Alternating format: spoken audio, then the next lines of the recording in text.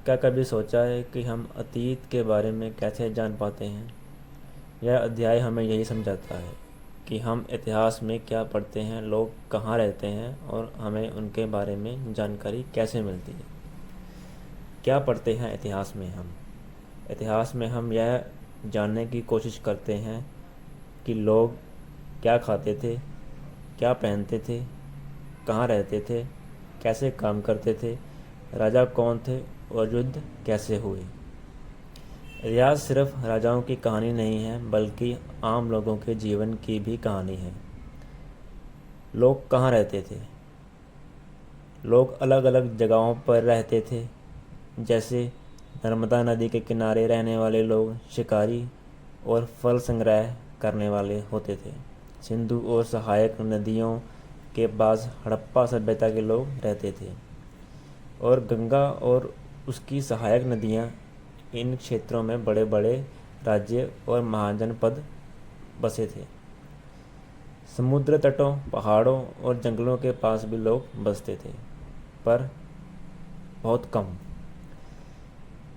हम कैसे जान पाते हैं कि अतीत के बारे में? हम अतीत के बारे में अलग अलग स्रोतों से जानकारी प्राप्त कर सकते हैं। जैसे पहले नंबर पे है पांडुलिपियाँ, यानी कि मनुस्क्रिप्ट्स। ये हाथ से लिखी जाती थी, ताड़पत्रों और भोजपत्रों पर लिखी जाती थी। इन पर संस्कृत, प्राकृत, तमिल जैसी भाषाओं में लेखन होता था। दूसरे नंबर पर आता है शिलालेख, यानी कि इंस्क्रिप्शंस।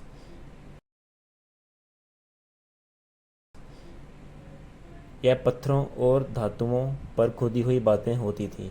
राजा अपनी उपलब्धियां इन पर खुदवाते थे। तीसरे नंबर पर आता है पुरातात्विक स्रोत, यानी कि आर्कियोलॉजिकल सोर्सेज। खुदाई में मिले पुराने बर्तन, औजार, सिक्के और भवनों के अवशेष इसमें शामिल हैं। आगे हम पढ़ते हैं इतिहासकार और पुरातत्ववेत्ता कौन होते हैं।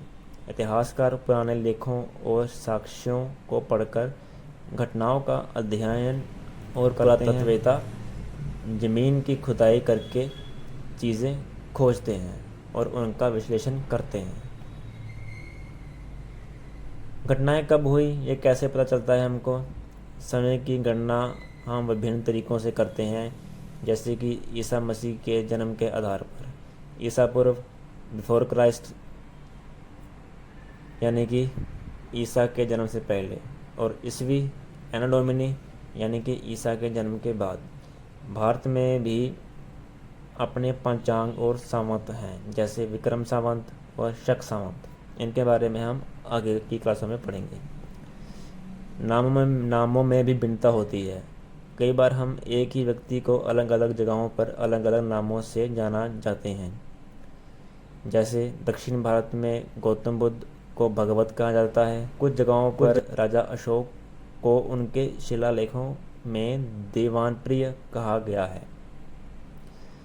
यह अध्याय हमें इतिहास को समझने की नींव देता है। हम यह सीखते हैं कि इतिहास सिर्फ किताबों में लिखी बातें ही नहीं, बल्कि एक खोज है जो हमें बताती है कि हम कहाँ से आए हैं और